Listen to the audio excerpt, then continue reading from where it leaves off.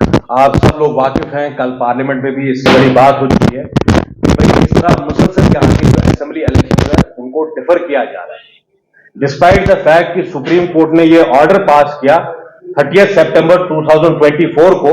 एक constitutional bench का order है कि भाई जम्मू कश्मीर में 30 सितंबर से पहले इलेक्शन जो है उनको मुनक्किद किया जाना चाहिए, और अभी भी हमें पता नहीं है कि गवर्नमेंट ऑफ इंडिया किस रीजन से इस इलेक्शन को डिले कर रही है। आप जानते हैं हरियाणा और महाराष्ट्र के जो इलेक्शन है वो अक्टूबर में होने वाले हैं, इसी तरह जो झारखंड का इलेक्शन है वो नवंबर दिसंबर में होने वाला है। अब मुझे मालूम नहीं है जब डीडीसी के इलेक्शन हो सकते हैं, बीडीसी के इलेक्शन हो सकते हैं। हमें पता है डीडीसी काउंसिल के जो इलेक्शन थे वो 2020 में हुए, पार्लियामेंट के इलेक्शन अभी 2024 में हुए।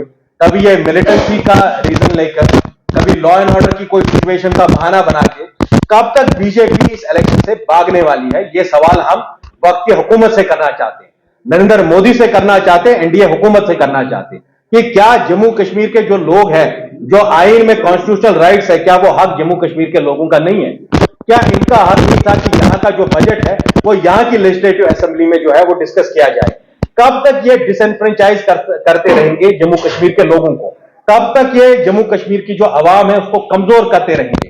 ये जो सिलसिला है इतनी ज्यादा ऑपरेशन का जो हमने बिलखसूस 5 अगस्त 2019 के बाद देखा है, ये सिलसिला आखिर कब खत्म होगा?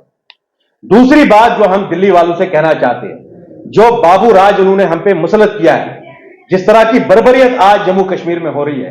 कुछ दिनों पहले आपने देखा कि पटन में, चैनबल में क्या हुआ, सोपोर में क्या हुआ।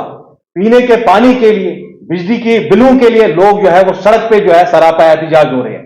तो ये अलमिया है, ये आज की हुकूमत को ये सोचना चाहिए कि आखिर उन्होंने 5 अगस्त के बाद क्या हासिल किया है जम्मू कश्मीर में, इस पर उनको नजरसानी करने की जरूरत है। और ये जो बाबू राज है, आज जो बड़ी बड़ी लाइनें आप देख रहे हैं, डीसी ऑफिस से लेकर जितने आपके लोकल ऑफिस है, पुलिस स्टेशन में है, कहीं कोई पूछपाछ नहीं है। पीने के पानी की किल्लत है आज जम्मू कश्मीर में। ये बात मैं कुछ आदाद शुमार आपके सामने रखना चाहता हूं। 35% रिडक्शन है in the flow of river Jhelum, which is the arterial river in Jammu and Kashmir. अभी जो हीट वेव चल रही है, जनवरी 1 2024 के बाद 27% जो है रेनफॉल डेफिशिएंसी है। मैं ये वक्त की हुकूमत से पूछना चाहता हूं, जितने हमारे नदी नाले हैं ये सूखते जा रहे हैं, पानी की इतनी ज्यादा किल्लत है, चाहे वो कुपवारा में हो, श्रीनगर के मजाफात में हो, श्रीनगर के इलाका जात में हो, आखिर ये बारिश के लिए दुआ करने के अलावा डिपार्टमेंट और हुकूमत क्या कर रही है, वो इस पर हमें जवाब दे दे। Last but not the least, आप सब लोग वाकिफ है कि 7 अगस्त को यहां की जो सो कॉल्ड अपोजिशन पार्टीज है, जो सिर्फ नाम की अपोजिशन पार्टीज है, ये मेरा मंशूर आपके सामने है, या आपने पार्लिमानी इलेक्शनों में भी देखा होगा, जिसमें वाज़ेह तौर यह बोला है कि बीजेपी के साथ कोई अलायंस कभी नहीं होगी, जिसमें वाज़ेह तौर यह बोला है 370-35 से मसले कश्मीर पे कभी कोई कॉम्प्रोमाइज नहीं होगा। तो फारूक अब्दुल्ला साहब को 40 साल क्यों लगे एक मैनिफेस्टो इजरा करने में? ये जो यहां की, ये मुझे माफ करिएगा, बड़ी माजरत से मैं ये बात कहता हूं, मीर सादिक, मीर जाफरों की जमातें हैं जो कभी गुप्कार बना देती है, कभी कोई और अलायंस बना देती है, और फिर 4 इलेक्शन से पहले हमने देखा कि पीएचडी का क्या हुआ।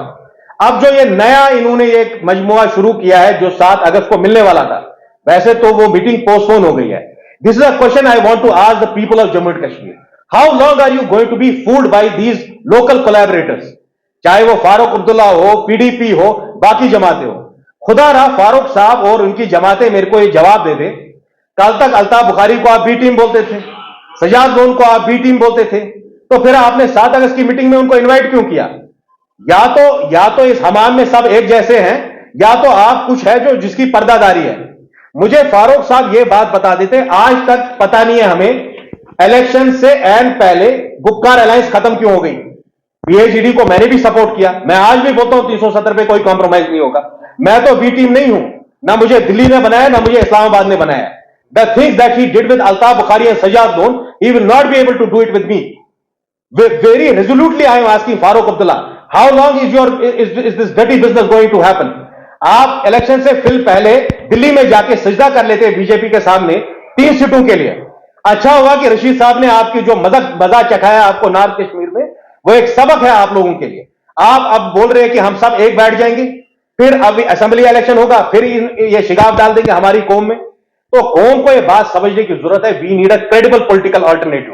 वो लोग हैं जो त्यार जेल जाने से डरेंगे नहीं, वो लोग हैं जो आज भी मसले कश्मीर की बात जो है वो डंके की चोट पे रखेंगे। हम किसी यूएपीए से डरने वाले नहीं है, हम किसी पीएसए से डरने वाले नहीं है। Time has come, people of Jammu and Kashmir make this hard decision. We need credible political outfits.